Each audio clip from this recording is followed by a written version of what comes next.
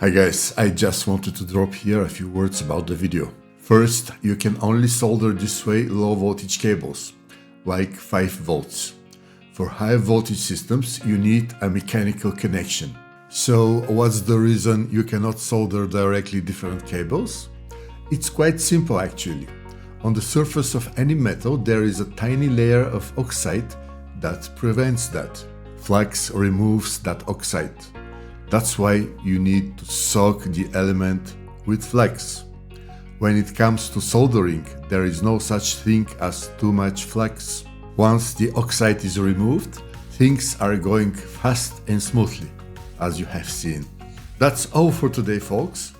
Take care.